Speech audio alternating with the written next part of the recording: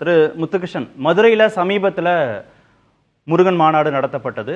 ரொம்ப குறுகிய கால இடைவெளியிலேயே சோழ மண்டலத்தை குறிவைத்திருக்கிறது பாஜக.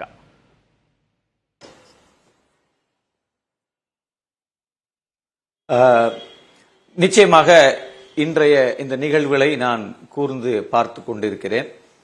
என்னை பொறுத்தவரை நான் எதையும் ஒரு சம்பவத்தோடு சுருக்கி பார்க்க விரும்பவில்லை.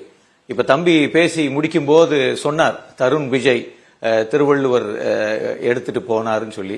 தருண் விஜய் திருவள்ளுவர் சிலையை அல்லது திருக்குறளை அவர் இந்தியா முழுக்க எடுத்துட்டு செல்ல முயற்சி பண்ணார். இந்தியா முழுக்க சிலைகளை நிறுவ போறேன்னு சொன்னார். ஆனால் அவரால் ஒற்றை சிலையை கூட வட இந்தியாவில் நிறுவ முடியவில்லை. அவர் கொண்டு போன ஒரு சிலையும் ஒரு வளாகத்தில் தார்பாய் மூடி கிடக்கிறது என்கிற உண்மையையும் நாம் தெரிந்து கொள்ள வேண்டும்.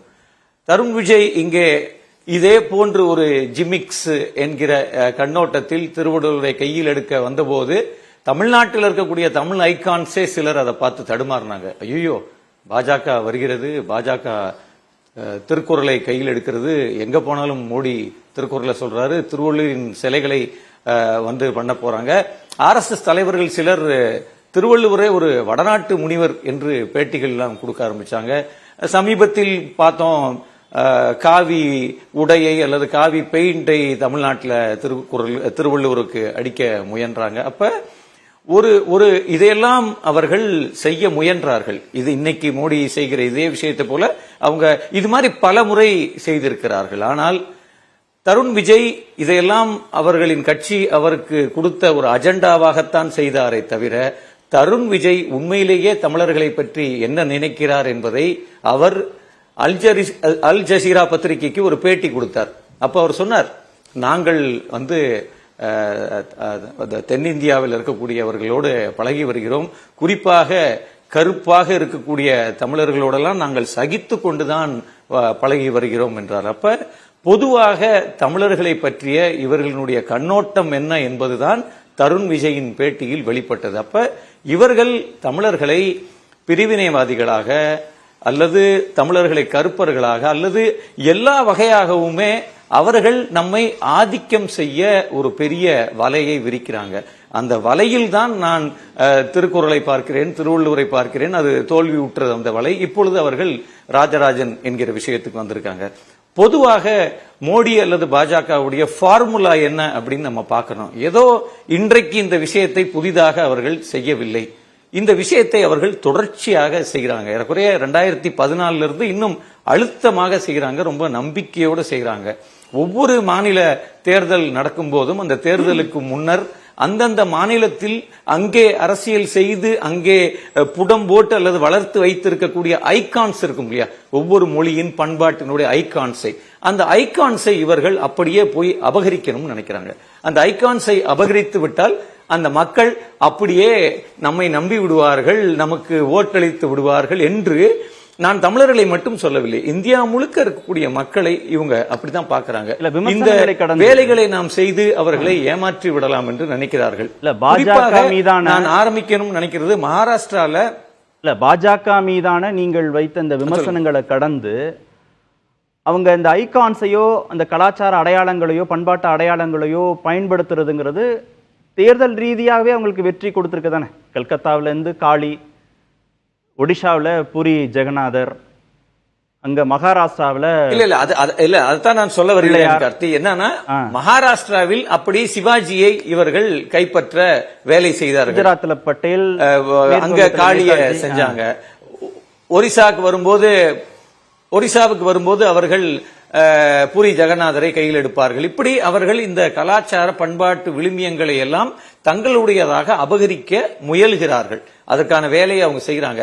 ஆனால் நீங்க இப்ப ஒரிசாவை சொல்லும் போது எனக்கு நினைவில் வந்தது என்னன்னா, நீங்க ஒரிசாவில் அவர்கள் ரத்ன பண்டாரின் சாவி ஒரு தமிழர் கையில் இருக்கு, தமிழர்கள் அந்த நகையெல்லாம் திருடிட்டு போக போறாங்க என்று இதே தமிழர்களை அவர்கள் சொல்லி இருக்கிறார்கள். அப்ப ஏதோ ராஜராஜனை இவர்கள் கொண்டாட வருவது என்பது இவர்களுக்கு தமிழின் மீது ஒரு மிகப்பெரிய மதிப்பு இருக்கிறது, தமிழர்களை இவர்கள் பயங்கரமா மனசுல வச்சிருக்காங்க என்பதெல்லாம் இல்ல.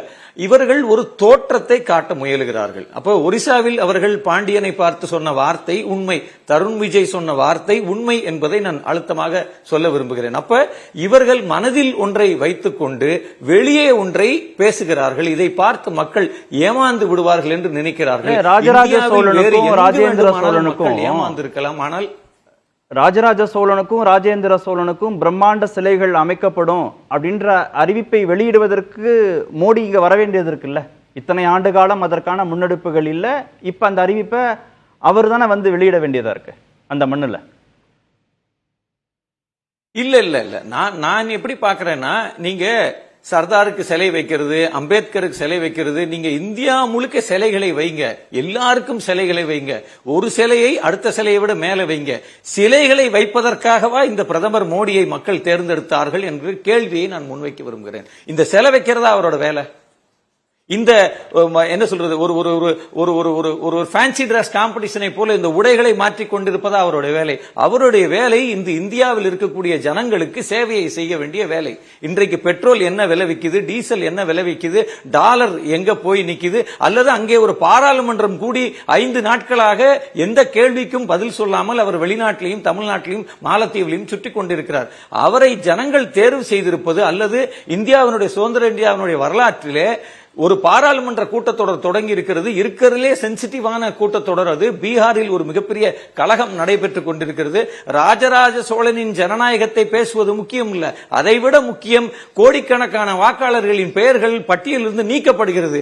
அதை சரி செய்ய வேண்டியதுதான் ஒரு பிரதமருடைய வேலை. இந்த நேரத்தில் பெஹல்காமை பற்றி, ஆபரேஷன் சிந்தூரை பற்றி, இந்த எல்லா கேள்விகளும் காத்திரமான ஒரு ஜனநாயகத்தின் அடிப்படை கேள்விகள்.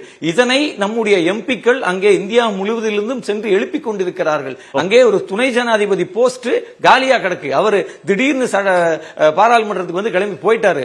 டெல்லி கொந்தளித்து இருக்கிறது. டெல்லியின் கொந்தளிப்பை கடந்த 10 நாட்களாக நான் டெல்லியிலிருந்து பார்த்துக்கிட்டு இருக்கேன். ஆனால் அங்கே எந்த கேள்விக்கும் பதிலளிக்காமல், அந்த வேலைகளை செய்யாமல் இவர் மீண்டும் ஒரு சுற்றுப்பயணத்தில் ஈடுபடுவதும், மீண்டும் இதுபோல் ஒரு தேர்தல் கால ஜிமிக்ஸாகத்தான் நான் இந்த வேலையை பார்க்கிறேன். அவருக்கும் அவர் சார்ந்த கட்சிக்கும் தமிழர்களின் மீது ஒரு மிகப்பெரிய மதிப்பு இருக்குமே, ஆனால் அவர்கள் உயர் ஆய்வு, தமிழினுடைய ஆய்வுக்கான தொகையை அவர்கள் என்ன ஒதுக்கி இருக்கிறார்கள், சமஸ்கிருதத்துக்கு எவ்வளவு ஒதுக்கி இருக்கிறார்கள், கீழடி ஆய்வறிக்கையை அவர்கள் ஏன் இன்னும் வெளியிட மறுக்கிறார்கள், ஏன் அவர்களுக்கு வெளியிட மனம் இல்லை என்று தமிழ் மொழி சார்ந்த மிக அடிப்படையான எல்லா விஷயங்களிலும் தமிழுக்கு எதிராக இருந்துவிட்டு, தமிழ் ஒரு பிரிவினவாத மொழி என்று பேசிக்கொண்டே இங்கே வந்து இந்த ஜிமிக்ஸ் வேலையை இவர்கள் செய்வது தேர்தலை மையமாக வைத்துத்தான். 2026 தேர்தலை தவிர சிந்தனையே இல்லை.